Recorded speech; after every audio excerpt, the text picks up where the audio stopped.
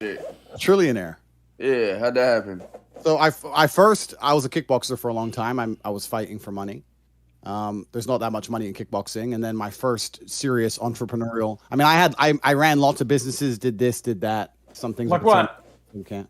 Everything, man. I had a normal job for a while when I was kickboxing, and I did some different things, and I did some things I shouldn't have done, and blah blah blah, and was in jail for a little while, and got out, and then I opened up a webcam company. I had girls sitting on the internet talking to men, and I ended up scaling that up to having 75 women working for me. That's how I first made millions of dollars. Fucking porn website. Damn, what the fuck? You don't know this story? This is like my most known story online. You never told it to me.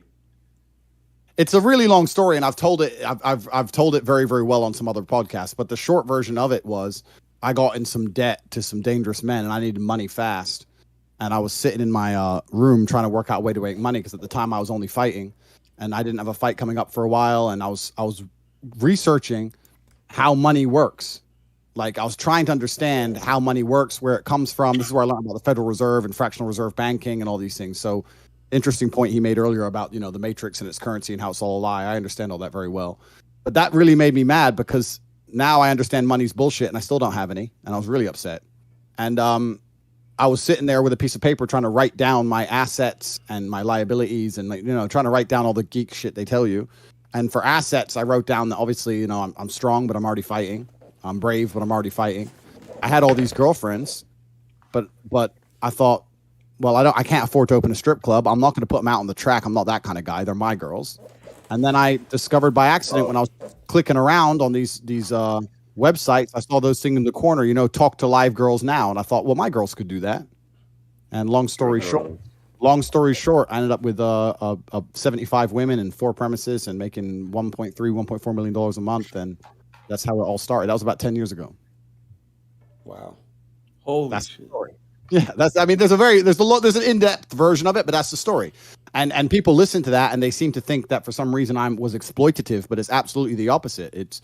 I'm a feminist, bro. I empower women to make as much money as they want to make, and I help them do it. I'm here, and as long as it's for you. But right? It's for them. Pimp. He was a pimp. Hold on. So look, X. This is what I wanted to actually ask the question, because I know it was a question that you had. Hold on, Andrew. The one of the takes that you made on my stream about that you should take 100% of your girls' OnlyFans. I know, X. You felt some type of way about that. Andrew, that's still. I mean, they said that you were joking 100%, and you weren't joking. So I assumed that you were joking, but I still hold this take that you weren't. Well, it depends, right? So if it's a girl who were to come to me and say, Andrew, I would like you to help me make money on OnlyFans, and they would come to me for my marketing expertise, then of course it would be a fair deviation. I make 20%, 30%, whatever.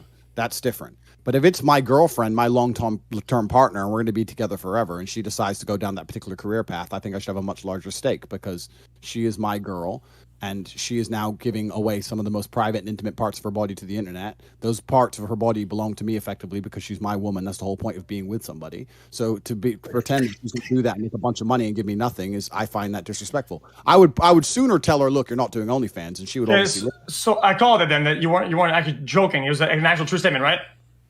Yeah, if I had a serious long-term girlfriend, and me and her are together and we're going to be together forever, and she says, I'm desperate to do OnlyFans, I say, you don't need to, we're rich. She goes, no, I really, really want to. I say, okay, the money's mine then. We can dismantle these statements into